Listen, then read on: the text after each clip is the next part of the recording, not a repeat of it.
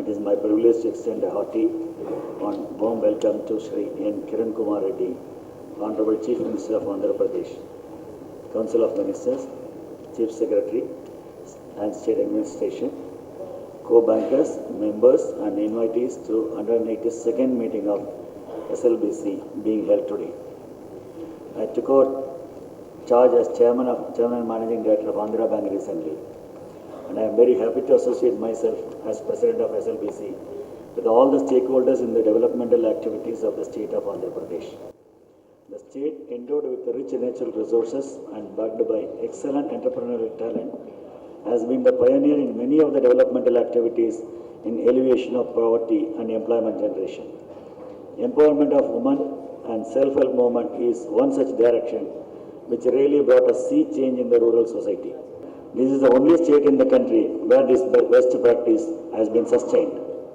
At the outset, let me congratulate the Honorable Chief Minister of Andhra Pradesh, his team of ministers and state administration on being awarded the best performing state in governance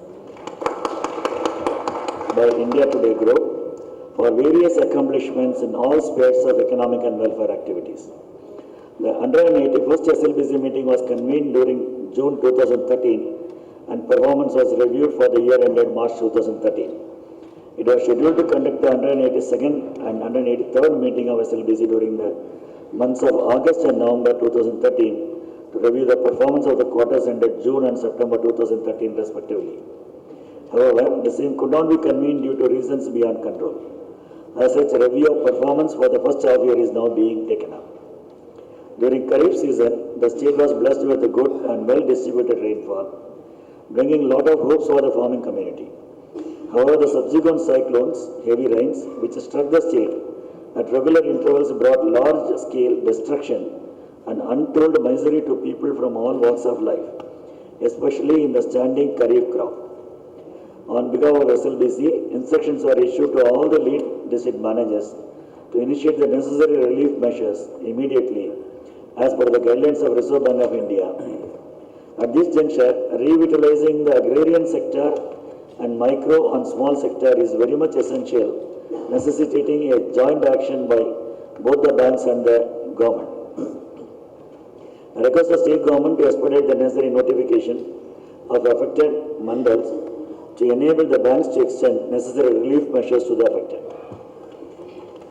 I wish to place on record performance of our state under various banking parameters as on 30th September 2013. Number 1, branch expansion. Total bank outlets increased by 309 units during the period under reference, mostly rural and semi-urban areas. I am proud to share that there are only 2 unbanked mandals in the state. All the efforts are being made to provide banking outlets in 100% of the mandals of the state by March 2014. Deposits and advances. On the resources front, the deposits of banking sector in the state recorded year-on-year growth of 13.71%, with the total deposits outstanding at 4,20,412 crores, while the growth in advances at 14.58%, with the total credit outstanding at rupees 4,95,806 crores. In absolute terms, the growth in deposits and advances during the first half of the year is 20,203 crores and 24,183 crores, respectively. However, there is marked slowdown in resource mobilization and credit expansion during the half year under reference over the previous year. Priority sector advances. The priority sector advances as at the end of September 2013 stood at 2,25,078 crores, constituting about 47.72% as against the regulatory norm of 40%. The year-on-year growth in priority sector advances was 15.49%, with incremental credit growth of rupees 30,191 crores. Total agriculture advances outstanding was 1,27,546 crores, constituting about 27.04% of the total credit against the regulatory norm of 18%. The agriculture credit of the state continues to be one of the highest in the country. Total credit outstanding under MSE sector is 50,443 crores as on September 30, 2013, with a growth rate of 11.78%. Performance under annual credit plan 2013-14 for the half year ended September 30. Credit flow to priority sector as against the annual disbursement target of 99,894 crores for the year 2013-14 under priority sector. Credit flow to the priority sector during the half year was 53,422 crores. That is achievement of 53.48% of the annual target. The credit flow to agriculture during Kharif season has been 38,492 crores as against the target of 40,614 crores. That is achievement of 94.78%. Enhanced credit flow under Kisan Credit Card Scheme with 100% saturation of farmers, especially small and marginal farmers, is one direction towards achieving the desired results. I am also of the firm belief that accelerated credit flow for investment activities and agriculture needs special focus as it is resulting in capital formation, generating additional surplus to the farmer for improvement in his standard of living. More such schemes should be formulated to harness the potentialities available in the state so that farming community benefits ultimately. Given the thrust given by both the state and central governments, there is every need for all the banks to channelize the resources towards priority sector lending, especially to micro and small enterprises, investment credit under agriculture, besides housing, education, and lending to weaker sections and minority communities. Credit deposit ratio, the CD ratio of banks in the state stood at 117.93%, which continues to be one among the highest in the country. MSE sector, flow of credit to micro and small enterprises needs no particular emphasis as this is one sector which is providing large-scale self-employment. As against the PM Task Force recommendation of 60% advances to micro sector by March 2013, performance of the state stands at 42.66% as on September 2013, needs special focus and necessitates huge credit flow to the sector. It is our endeavor to achieve 60% of credit under MSE to micro sector by March 2014. Another area of concern is provision of collateral-free loans to MSE sector and coverage of these loans under CGTMSE. The coverage is not up to the expected level as banks covered 16,058 units under CGTMSE scheme so far against a target coverage of 1 lakh units during the current financial year. It is very much essential to sensitize the field level of functionaries of the banks and ensure achievement of said target. A special steering committee meeting was held on 29/10/2013 to discuss the problems faced by MSME sector, the state of Andhra Pradesh, due to erratic power supply, disturbance in the state, interest burden on bank loans, increased tariff, taxes and other charges, where the Commissioner of Industries, Banks and Industry Association deliberated upon. The findings and the recommendations of the steering committee have been forwarded to RBI and government authorities for doing the needful.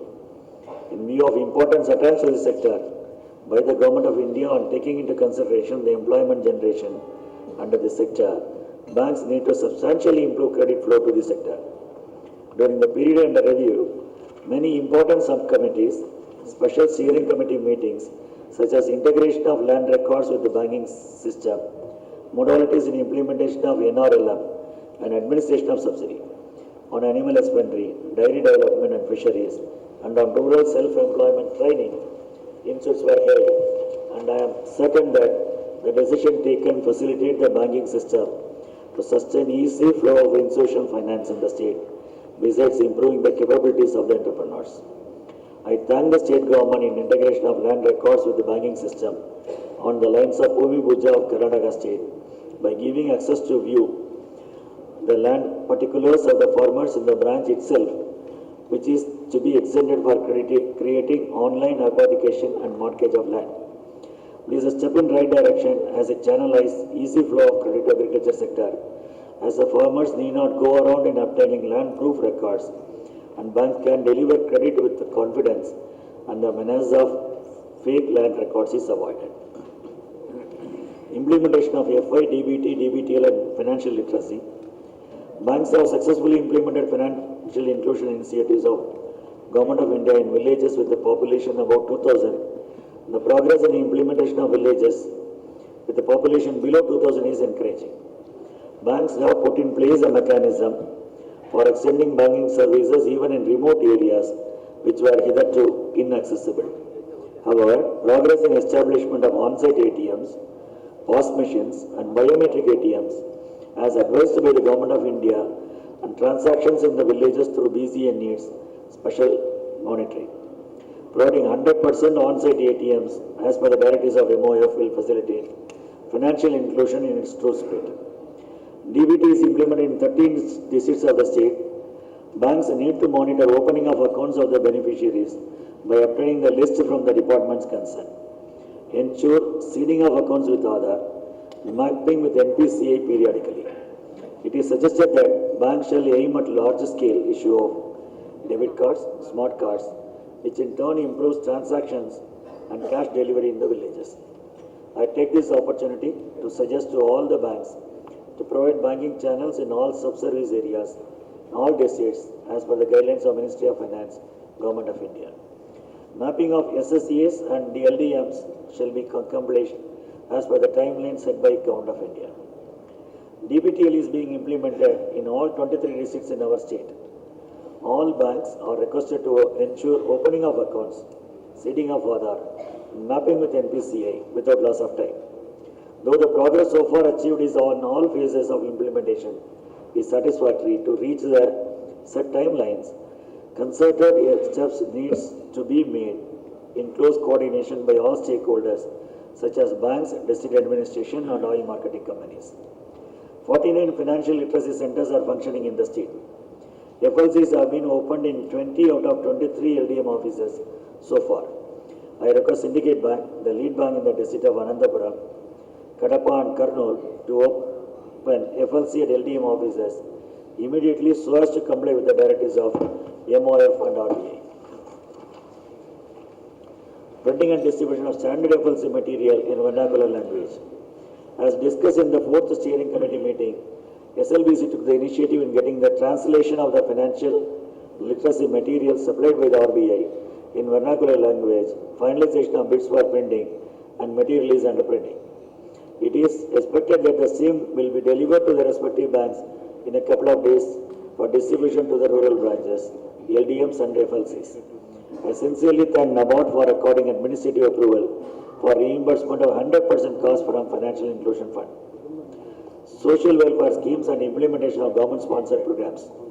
During the first half year, the progress under various government-sponsored schemes has not been encouraging. Several factors, some beyond the control, contributed to slow progress as Gram Sabhas for selection of beneficiaries could not be organized. I request the government to initiate steps for conduct of Gram Sabhas. I also request the state government for allocation of targets wherever it to be allocated and sponsoring of sufficient applications so that the sanctions can be expedited and dispersal takes place at least before the end of February 2014, leaving space for bankers to manage their accounts and balance sheets. Suitable instructions have to be given to bank branches to identify beneficiaries beforehand and sponsor them to RCTs for skill development. Another important employment generation program has been PMEGP. However, the progress made during the current year is not up to the expectations. I invite attention of all bankers to the recent review by Sri K.H. Muniappa, Honorable Union Minister for MSME, with the CMDs of bank at New Delhi and controllers of bank at Hyderabad. All banks are advised to hasten up the lending as per timelines. Lending to minority communities is another area which requires a lot of stress and focus in the coming months. As against targeted 15% of credit to minority communities, state performance is at 6.03%. To achieve the targeted level, it is required to disburse more than ₹20,000 crores by the end of March 2014. The slow progress made in respect of lending to minorities and SCSTs is also a cause of concern, though the matter is being discussed in several meetings. A joint coordinated effort by the banks and the government is the need of the hour to conduct a series of EDPs for identifying suitable entrepreneurs from these sections. SERP and MEPMA may also initiate steps for achieving saturation in promoting self-help groups in respect of women in minority communities. The RCTs in the state shall also play a vital role capacity building of these vulnerable segments of the society. All banks need to make concerted efforts to improve the performance during the current year, show significant progress in implementation of government-sponsored schemes and lending to minorities, SC, STs, etc. Issue of providing round-the-clock security at branches and ATMs.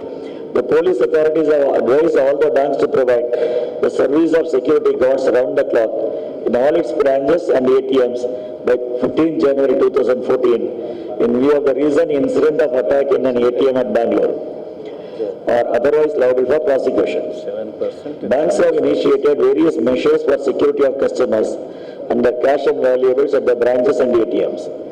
Guards have been deployed at branches and ATMs in accordance with threat perception of the area of operation. The orders of the police authorities to invariably have guards at all locations needs to be studied from all angles by taking into consideration the guidelines of IBA, RBI and government in this regard and the monetary aspects. The issue needs to be discussed with all banks and the government authorities with the active involvement of police authorities. I request state government to advise the police department to refrain from initiating action against the banks until the system is evolved and sufficient time is given for banks to implement the decisions. To sum up, while thanking the state government for all the support to banks, I request the intervention of state governments in the following three areas. To issue the notification in respect of mandals affected by cyclone, Pauline, Helen, Leher and heavy rains that struck the state during the last week of October 2013 so as to enable banks to take up rescheduling of loans and other relief measures. At the same time, I request the fellow bankers to proactively initiate steps to associate with the relief measures. The initiative of state government to providing Badilenu Runalu to SSC and farming community definitely reduce the cost of funds to SSCs and farmers. However, it is necessary to publicize and popularize the advantage of prompt payment as mounting overdues under agriculture and SSG is a major area of concern for all banks. I request that joint initiative shall be taken up for flow of investment credit under agriculture and also to the MSC sectors. I also request the government to put in place a policy to patronize banks by placing deposits of the public sector banks in proportion to the share of achievement in implementing government-sponsored schemes. Such a measure will definitely go a long way in successful implementation of the government-sponsored schemes by all banks. I take this opportunity to convey my heartfelt greetings on my personal behalf and on behalf of SLBC of AP to all the members. A happy and prosperous New Year 2014. I wish that the New Year assures in success and all-round development of the state. Thank you.